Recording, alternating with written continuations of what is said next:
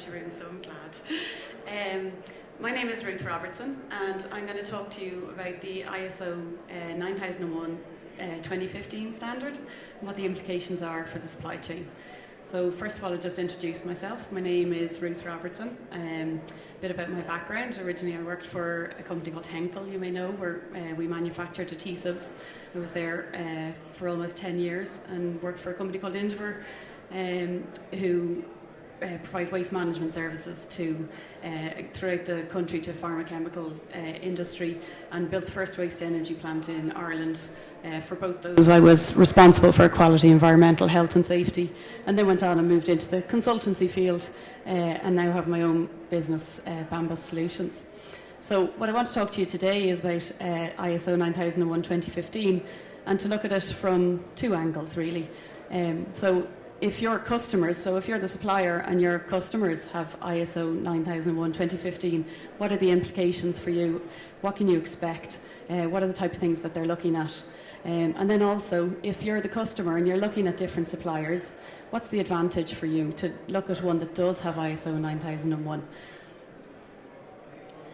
So first of all, just to tell you what ISO 9001 is, it's a quality management system standard. And basically what it means is that you have a structured approach to how you manage quality in your company. It follows the Plan, Do, Check, Act criteria, and it basically means you're going to plan what you're going to do and how you're going to do it. Then you're going to do that. You're going to work in that way. You're going to check, are you working in that way? And if there's anything that needs fixing, you're going to act on it. And in that way, it is continuously improving your management system for you.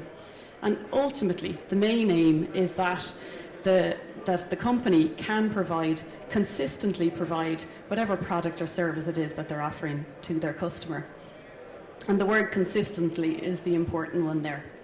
So first of all, let's look at if you are a supplier and you potentially have customers that have this standard. What is it that they're looking at? What is it that they're doing? And what could the implications be for you as a supplier? So one of the first things that they're doing is they are doing a review of who are their interested parties. And that could be any stakeholders involved in their company. And as part of that, they'd be looking at their customers and looking at their suppliers. And it's worth asking, will you come up in that conversation if you're a supplier? And what would they be saying, or what could the implications be? For example, if one of their customers has traceability requirements, they're going to look at how far back those traceability requirements go, and could they impact on you as a supplier, and can you meet those requirements? So they might come asking you about that. A large part of the standard, and throughout the whole standard, it talks about risks and opportunities and identifying what those risks and opportunities could be. So again, as a supplier, it's worth asking, am I going to come up in any of those conversations?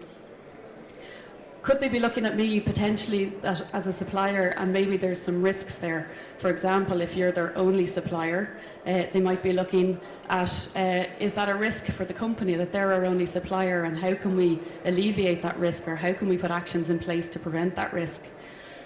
So you as a supplier might want to look at that and go, well, if that's the kind of conversation they're having, how can I work with them and maybe get in there before and work with them in trying to alleviate those risks and be part of the solution.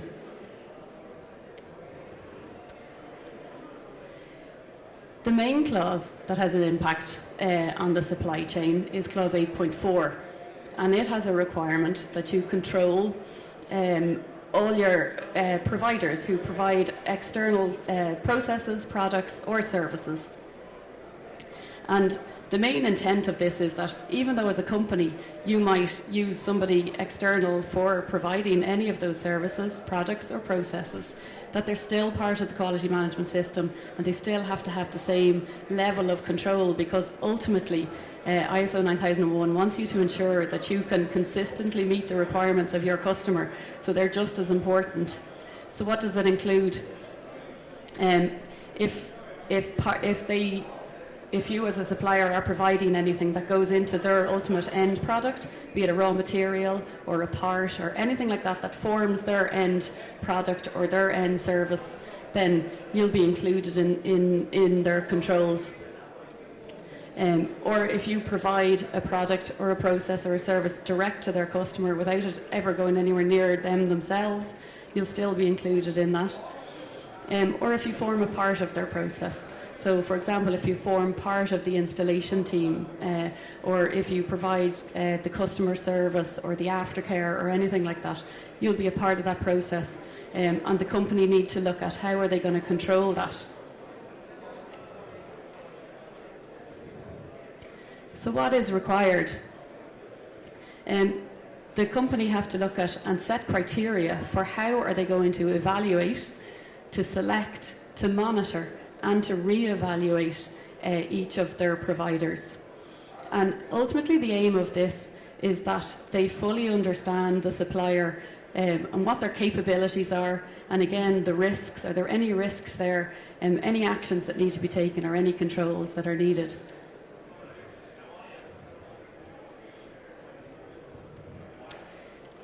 The extent that those controls go to, the standard doesn't tell you what you have to do in order to control the risks, but what it says is that you have to look and see both for the output and for the provider what controls are going to be necessary. And the level of those controls is going to be dependent on what's the impact.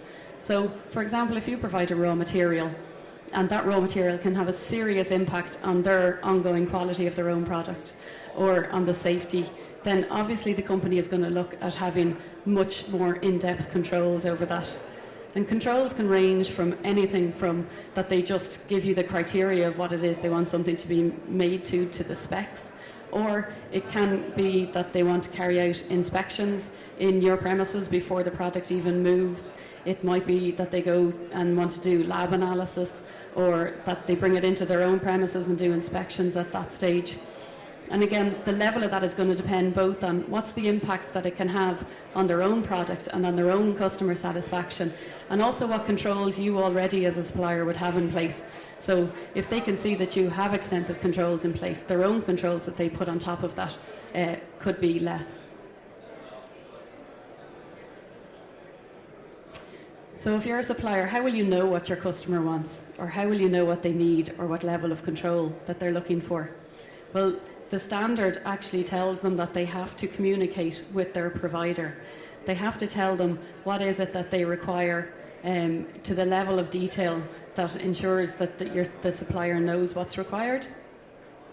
So again, that might be by giving specs, it might be by having meetings, it can be through whatever means, but as long as the communication is clear.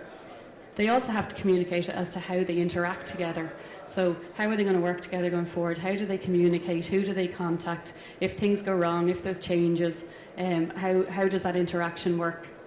And they also have to communicate to the supplier what controls will be implemented and how their performance will be monitored. So as a supplier, the supplier should know clearly from an ISO 9001 customer what the requirements are and how it needs to be implemented.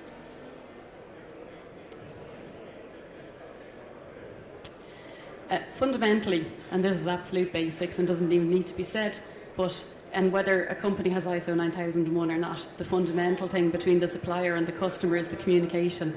So setting up those communication channels early on, making sure that there's an open communication so you understand each other's risks, you understand the opportunities, you understand the controls that are needed and required, so that you can work together in a collaborative way is the most important part of all of this, and means you can be part of whatever implementation process they put in place and controls that they put in place. So then looking at what if you're the customer and you are looking at different suppliers and some have ISO 9001 and some don't, what is the advantage to you to go for a client that does have ISO 9001? Fundamentally, it means that supplier has a systematic approach to how they implement quality. And it's not saying that companies who don't have ISO 9001 don't have quality systems in place. A lot of them do. It's just that there's a systematic approach to it and that it is verified by a third party that their quality management system is up and running and working well. One of the fundamental parts of the 2015 standard is that quality has to be integrated into the business and aligned with its strategic direction. So for any of you out there who have ever worked with quality in the past, and I was that soldier a long time ago, but you maybe had the quality person who was in a cupboard at the back of the office, and when the audit was coming up they were dragged out and had to fill in lots of paperwork. Well, the 2015 standard is really looking at how quality can be integrated into the company, part of the strategic direction, and absolutely led from the top. So, as you know, anything that's led from the top has a much better chance of success. The other part is that you know that that supplier has, again, a structured approach to how they look at the risks and the opportunities that are out there, and also that they have a plan in place for how they're going to address those. So as a customer, that gives you that reassurance that you know that they are looking at those things, and again, from a strategic point of view, they're more likely to have plans in place to address any of those issues. They also will assess, and we talked about the interested parties earlier, so you know that they're looking at who are their interested parties, what are their requirements, how do we build them into the system, and making sure that their system is built around that. And as a customer, you're obviously one of the key stakeholders, so you know they're looking at what are your requirements. And we saw in the previous slides what's required for an external provider of any process or service. So again, you know that that supplier is doing that with all their own suppliers as well, that they're putting the controls in place, so it's less likely that there's going to be an issue in their supply chain that's going to impact on you as well, and that control is there. Fundamentally, ISO 9001 wants to ensure that they can consistently provide the product or service to their customer. And as a part of that, they obviously have to have a very clear understanding of what are the requirements of the customer. And also then have controls in place to make sure that all of those requirements are met. And at the end of the day, they also have to make sure, are you happy? So they have to do an assessment and get feedback on your level of satisfaction, and are they meeting all of your requirements? So fundamentally, I think when it comes to the supplier and the customer relationship, I think we can take words of wisdom from Henry Ford. Coming together is a beginning, keeping together is progress, and working together is success. And I think if suppliers and customers throughout the chain, for the ones who do and the ones who don't have ISO 9001, as long as those lines of communication are kept open and they have a collaborative working relationship going forward and looking at the risks and looking at the opportunities and being a part of the solution, then I think it can be beneficial for everybody along the supply chain. So thank you for listening.